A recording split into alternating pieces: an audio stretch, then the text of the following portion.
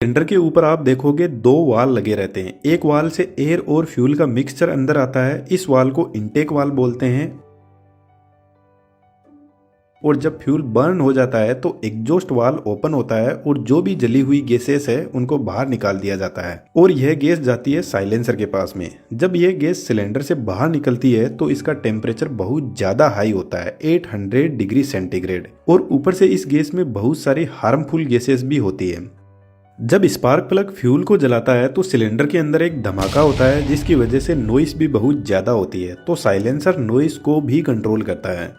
Cylinder से निकलने के बाद गैस इन पाइप से होते हुए सबसे पहले कैटालिटिक कन्वर्टर के पास में पहुंचती है। इसको शॉर्ट में कैट भी बोलते हैं। लेकिन कैट से पहले एक बहुत इंपॉर्टेंट सेंसर लगा रहता है जिसका नाम है ऑक्सीजन सेंसर। यह सेंसर एग्जॉस्ट गैस में ऑक्सीजन लेवल को मेजर करता है और इस इंफॉर्मेशन को गाड़ी का जो कंप्यूटर है जिसको ECU बोलते हैं उसको देता है, और ECU इनटेक वाल्व से जो एयर और फ्यूल का मिक्सचर आ रहा है उसको कंट्रोल करता है। कई बार होता है कि सिलेंडर के अंदर फ्यूल सही से नहीं जल पाता है और गाड़ी से फिर काला धुआं बाहर निकलता है, तो ऑक्सीजन सेंसर ECU को बताता है कि फ्यूल सही से नहीं जल रहा है क्योंकि ऑक्सीजन प्रॉपर सप्लाई नहीं हो रही है सिलेंडर के अंदर। तो ECU फिर ऑक्सीजन की सप्लाई बढ़ाता है और ऑक्सीजन के साथ में फ्यूल का मिक्सचर थोड़ा कम कर देता है। यदि यह सेंसर खराब होता है तो गाड़ी का माइलेज भी खराब होता है। ऑक्सीजन सिलेंडर से होते हुए गैस कैटालिटिक कन्वर्टर के पास में पहुंचती है। कैट सिलेंडर के पास में ही लगा रहता है क्योंकि इसको काम करने के लिए हाई टेम्परेचर की जरूरत पड़ती है। तो जब गैस कैट के पास पहुंचती है तो इसका टेम्परेचर 400 डिग्री सेंटीग्रेड होता है। इससे कम टेम्परेचर में यह काम नहीं करता। इस कन्वर्टर के अंदर बहुत सारे ऐसे डक्ट बने रहते हैं और यह डक्ट प्लेटिनम, रोडियम और पैलेडियम जैसी महंगी मेटल से बने रहते हैं। इसलिए कैटालिटिक कन्वर्टर गाड़ी का एक कॉस्टली इक्विपमेंट होता है। जब सिलेंडर से गैस बाहर निकलती है तो उसमें बहुत हार्मफुल गैस होती है जैसे नाइट्रोजन ऑक्साइड, हाइड्रोकार्बन और कार्बन मोनोऑक्साइड। जब यह गैस कैट के इन डक्ट से होते हुए बाहर निकलती है तो यह रिएक्शन करके लेस हार्मफुल गैसेस जैसे नाइट्रोजन, वाटर और कार्बन डाइऑक्साइड में बदल जाती है। इसलिए आपने कई बार देखा होगा कि गाड़ियों के साइलेंसर में से पानी निकलता है क्योंकि कैटालिटिक कन्वर्टर में जब रिएक्शन होती है तो हाइड्रोकार्बन ऑक्सीजन से रिएक्शन करके वाटर और कार्बन डाइऑक्साइड में कन्वर्ट हो जाता है। कैट कन्वर्टर के आगे एक और ऑक्सीजन सेंसर लगा रहता है। यह सेंसर भी ऑक्सीजन सेंस करके ECU को देता है और ECU इस डेटा को फर्स्ट ऑक्सीजन सेंसर से कंपेयर करती है और चेक किया जाता है कि कहीं फर्स्ट सेंसर कोई मिस्टेक तो नहीं कर रहा है। इसके बाद में कैटालिटिक कन्वर्टर एक महंगा इक्विपमेंट होता है, इसलिए second oxygen sensor catalytic converter की एक्यूरेसी भी चेक करता है। और जब कैट कन्वर्टर खराब हो जाता है तो इन्हीं सेंसर के डेटा कंपैरिजन से हमें गाड़ी की स्क्रीन पर कुछ ऐसा इंडिकेशन दिख जाता है।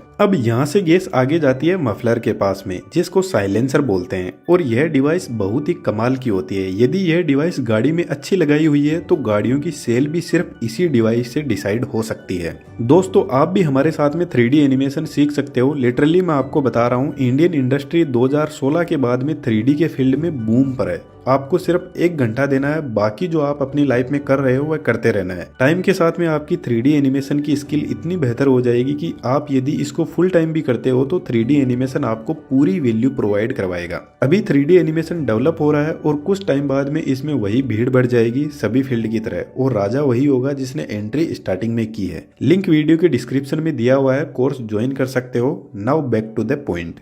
साइलेंसर नॉइस को कंट्रोल भी करता है और उसको ट्यून भी करता है। कार स्पोर्ट कार जैसी आवाज निकालेगी या नॉर्मल आवाज निकालेगी, यह साइलेंसर पर डिपेंड करता है। हालांकि यहाँ पर गाड़ी के इंजन की स्पेसिफिकेशन भी मैटर करती है, लेकिन फिर भी कुछ लोगों को आपने देखा होगा एकदम नॉर्मल बाइक में साइलेंसर बदलवा कर उनकी आवाज स्पोर्ट बाइक जैसी बना देते हैं। अब दोस्तों, आपके लिए एक क्वेश्चन है, हम जिस इंजन की बात कर रहे हैं वो पेट्रोल इंजन है या डीजल इंजन है? कमेंट बॉक्स में जरूर से लिखना। यदि आपने लाइफ अड्डा के पीछे के वीडियोस देखे हैं तो आपको इस क्वेश्चन का आंसर जरूर से पता होगा। साइलेंसर के अंदर अलग अलग चेंबर बने रहते हैं जिनको बेफल्स बोलते हैं। यहाँ पर एक बहुत इंपॉर्टेंट कंसेप्ट आने वाला है, ध्यान से सुनना। साइलेंसर के पास में गैस भी आ रही है और नॉइस भी आ रही है, और साइलेंसर को गैस के साथ में कोई छेड़छाड़ नहीं करनी है, बस इसकी नॉइस को रिड्यूस करना है। तो जब गैस साइलेंसर के अंदर एंटर होती है तो अंदर की तरफ आप इस चेंबर में देखोगे कि इस पाइप के चारों तरफ होल्स बने रहते हैं, और इन होल का पर्पज एक ही है, गैस सीधी आगे पास हो जाए और नॉइस इन होल से निकलकर दोनों वेफल्स के अंदर फंस जाए। चलो थोड़ा इसको सिंपल करते हैं। इस पाइप से होते हुए गैस और साउंड वेव इस चेंबर में पहुंचती है। गैस सीधे आगे निकल जाएगी कुछ ऐसे, और साउंड वेव दोनों तरफ बेफल्स की दीवारों से टकराएगी, कभी इधर से कभी उधर से, कुछ इस तरीके से। तो सबसे पहले तो यह कुछ अपनी एनर्जी लॉस करेगी, क्योंकि साउंड वेव सिर्फ एक वाइब्रेशन होता है, और यह वाइब्रेशन जब साइलेंसर की दीवारों से टकराएगी तो इनमें ट्रांसफर हो जाता है। तो आपने देखा होगा कि गाड़ी का साइलेंसर बहुत ज्यादा वाइब्रेट भी करता है साउंड वेव की वजह से। और असल में साउंड वेव कैसे जनरेट होती है इस वीडियो से आप समझ सकते हो। अब यहाँ पर एक इम्पोर्टेंट कंसेप्ट आता है। जैसे मान लो एक साउंड वेव आई, पहले इधर वाले बेफल से टकराते हुए कुछ इस टाइप का शेप बनाएगी, फिर दूसरी साउंड वेव आई और उसने कुछ ऐसा शेप बनाया। अब आप देखोगे दोनों साउंड वेव एक दूसरे के जस्ट ऑपोजिट है, और जब दोनों साउंड वेव ऐड होगी तो एक दूसरे को कैंसिल आउट कर देगी, और इसी चीज को नॉइस कैंसिलेशन बोलते हैं। आपने बहुत सारे हेडफोन या माइक्रोफोन में लिखा हुआ देखा होगा कि इनमें नॉइस कैंसिलेशन होता है। तो उनका बेसिक मतलब यही होता है कि उनमें चेंबर्स बने रहते हैं, और मेन साउंड के अलावा जो एक्स्ट्रा साउंड होती है उसकी ऑपोजिट साउंड वेव को प्ले करके उसको कैंसिल आउट कर दिया जाता है। तो साइलेंसर के अंदर बेफल्स की डिजाइन भी इसी तरीके से होती है। यहाँ पर ऑपोजिट साउंड वेव को स्ट्राइक करवाकर उनको कैंसिल आउट कर दिया जाता है। अब आप यहाँ पर देखोगे कि यह जो चेंबर है इसमें गैस अंदर तो आ रही है, लेकिन इससे कोई बाहर एग्जिट का ऑप्शन नहीं है। तो यह एक एयर रिजर्वोयर की तरह काम करता है, और जब साउंड वेव इसमें आती है तो साउंड वेव की फ्रीक्वेंसी और यहाँ पर पड़ी हुई एयर की नेचुरल फ्रीक्वेंसी जब मैच हो जाती है तो रेजोनेंस फ्रीक्वेंसी क्रिएट होती है। अब रेजोनेंस क्या होता है? जैसे एक साउंड वेव फ्रीक्वेंसी है, और जब ये नेचुरल फ्रीक्वेंसी से मैच होती है तो एकदम हाई साउंड वेव जनरेट होती है। इसी को रेजोनेंस फ्रीक्वेंसी बोलते हैं। और यह जो हमें पीक साउंड मिली है, इसी से गाड़ियों की आवाज बदल जाती है। तो यह चेंबर गाड़ियों की आवाज को ट्यून करता है और एक बेहतर आवाज निकालता है, और इस चेंबर को हेल्महोल्ट्ज चेंबर बोलते हैं।